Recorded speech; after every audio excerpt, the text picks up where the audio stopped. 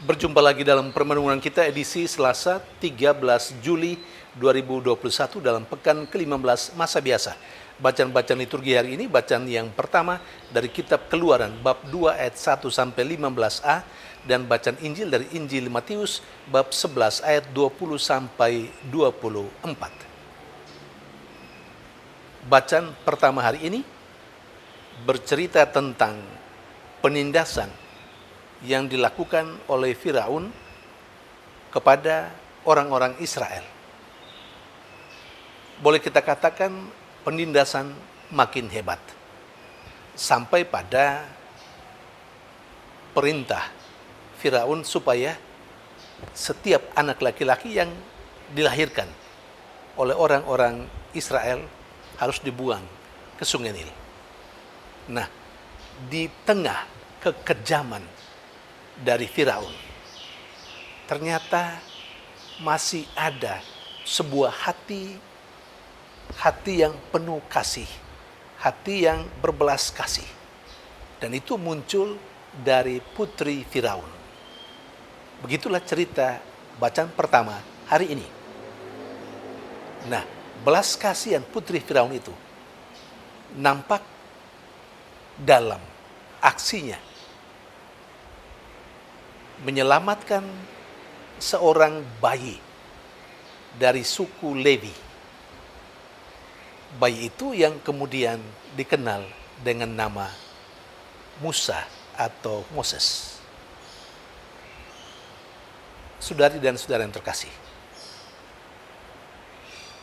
cerita bacaan pertama hari ini mengingatkan kita sekalian dan bisa juga menguatkan kita sekalian, meneguhkan kita bahwa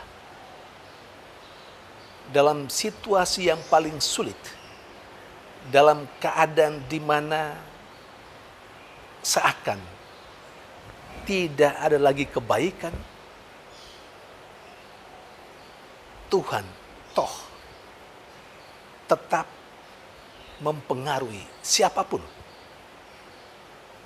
Tuhan toh tetap berkarya, tetap bekerja untuk menunjukkan kebaikannya melalui orang-orang yang ia tentukan, orang-orang yang ia pilih untuk menunjukkan belas kasihannya.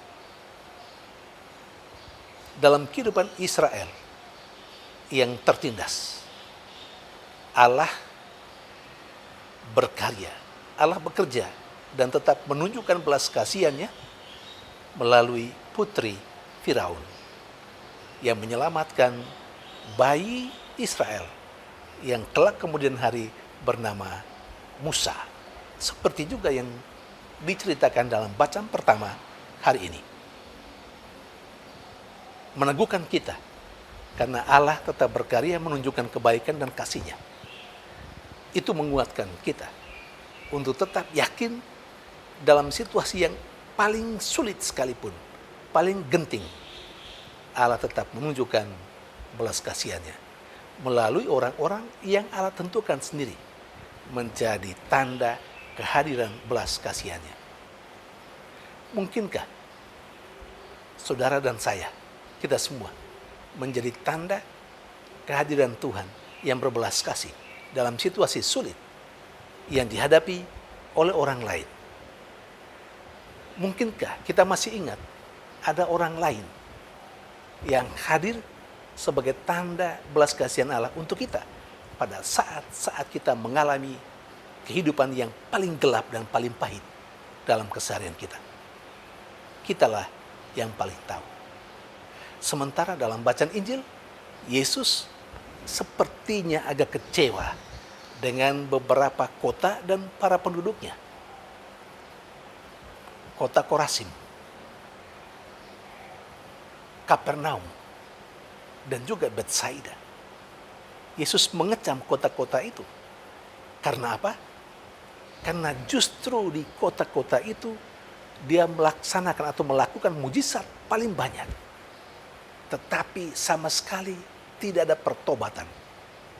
Sama sekali orang-orang di situ tidak menunjukkan bahwa mereka bertumbuh dalam iman kepada Yesus yang telah melakukan mujizat-mujizat sekian banyak di tengah mereka. Saudari dan saudara yang terkasih,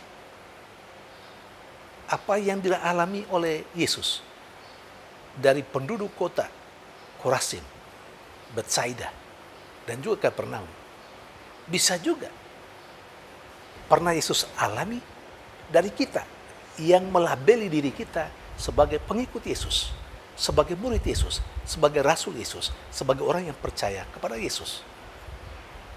Mungkin saja, dan kitalah yang paling tahu, berapa banyak kita mengalami mujizat dalam tanda petik. Kita mengalami kebaikan dan kasih Allah yang terjadi dalam kehidupan kita. Tetapi, apakah kebaikan Allah yang mungkin sudah begitu banyak kita alami, apakah itu seimbang dengan pembaharuan kehidupan kita makin baik di hadapan Allah? Apakah hal itu menjadi seimbang dengan iman kita akan Yesus? Seharusnya teorinya adalah semakin kita mengalami kebaikan dari Tuhan, semakin kita mau membaharui kehidupan kita supaya kita pantas dan layak di hadapan Dia, di hadapan Allah yang telah memberikan kepada kita segala anugerah dan kebaikan dalam keseharian kita. Saudari dan saudara yang terkasih, kita harus jujur, terkadang kebaikan demi kebaikan yang kita alami dari Allah belum tentu membuat kita bertobat, membaharui kehidupan, menata kehidupan makin layak dan pantas di hadapan Tuhan. Tuhan memberkati.